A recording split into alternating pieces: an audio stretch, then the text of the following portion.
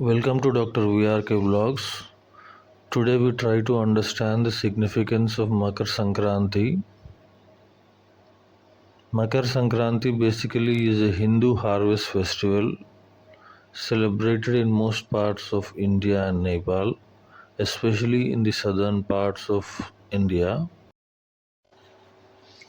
Various names have been given to this festival in various parts of India. For example, in Tamil Nadu, it is being called Pongal, and Gujarat and few other states it's called Uttarayan. In UP it's called Khichdi Parv. In West Bengal it's being called Pausya Sankranthi.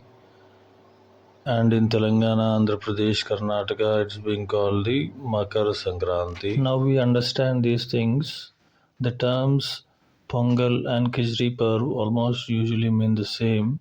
It is thanking the sun god by presenting him a dish made with rice and lentils and pray for a bountiful harvest in the future.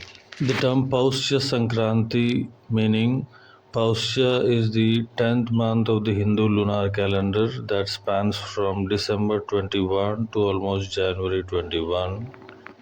And Sankranthi refers to the migration of sun. The term Makara Sankranthi refers to Makara is the zodiac sign of Capricorn, and Sankranthi refers to the migration of the sun. There is a transmigration of sun from the zodiac sign Sagittarius to the zodiac sign Capricorn.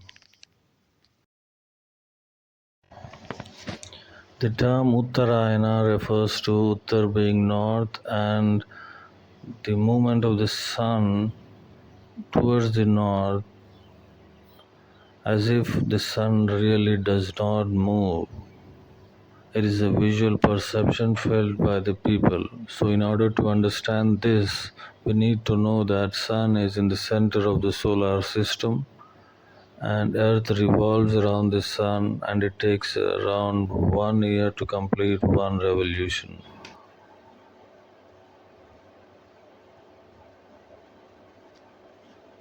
During this revolution, the earth has an axial tilt of around 23.4 degrees, due to which the northern hemisphere is away from the sun for 6 months, and the other 6 months the southern hemisphere is away from the sun, and this results in a concept of solstices, December solstice and June solstice. As we can feel, in the month of December we usually have winter season and have shorter days and longer nights, and December 21st or 22nd is the day with the shortest day and the longest night, and that's called the December solstice. At this day, the sun is at the Tropic of Capricorn, and the person who is on the northern hemisphere sees the sun in the southernmost part of the sky.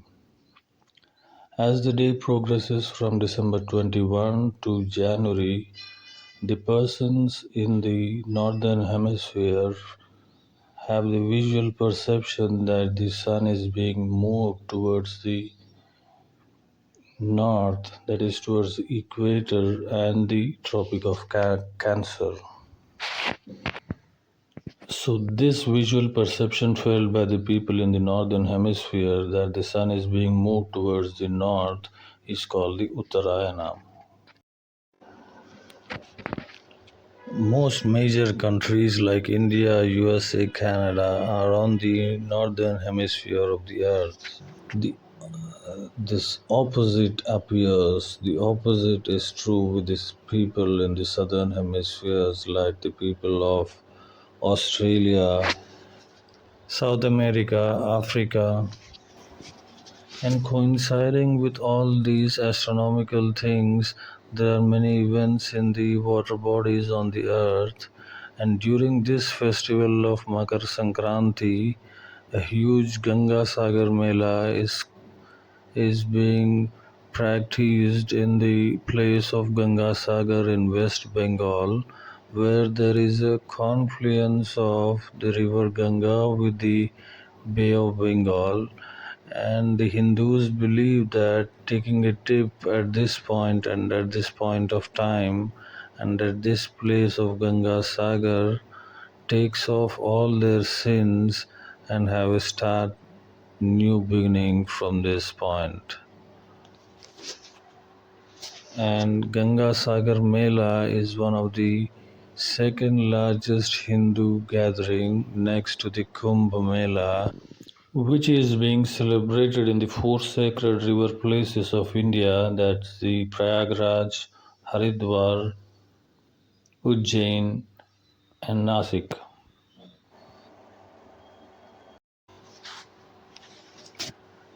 And you need to understand that Kumbh Mela is related to the movement of the planet Jupiter around the sun.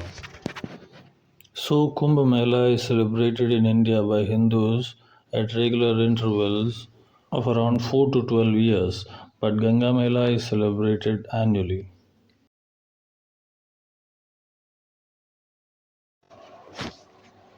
Now, as we have understood the astronomical significance of Makar Sankranthi and also its related oh, events in the water bodies, now we come to the traditional events. Usually in Andhra Pradesh and Telangana, traditionally this festival is being celebrated over 4 days. The main festival is on the second day, that is usually on the January 14th of every year. The first day being Bogi, second Sankranthi, third Kanuma, fourth Mukkanuma. On the first day, Bogi, it is usually celebrated with flowers, fruits, and bonfires, signifying the letting out of the evil things and unnecessary things from their lives and start a new, fresh, good beginning. The second, Sankranti, it usually represents the transition from the winter to the spring season and the people praying the sun god with many offerings for the bountiful harvest in the future. The third day, Kanuma, usually is expressing the gratitude towards the farm animals and cattle by decorating them and feeding them. While the fourth day, Mukkanama, is the gathering of families and friends. Please note that astronomy is a scientific study of the celestial bodies and their movements, which is usually research based, while the astrology is a divinatory explanation of these celestial movements and their relationship with the personality traits of the individual. I hope most of you have learned a little more astrophysics related to the Makar Sankranti by this video. So let's celebrate the festival ahead. I wish all my viewers a very happy, healthy, wealthy, prosperous Makar Sankranti 2026. Please also note that the sun, even though it is rotating around itself, it is almost static with respect to the earth or the solar system, and it is mostly due to the visual perception of the individuals on the earth and also due to the earth's axial tilt of around 23.4 degrees that gives the perception of movement of the sun.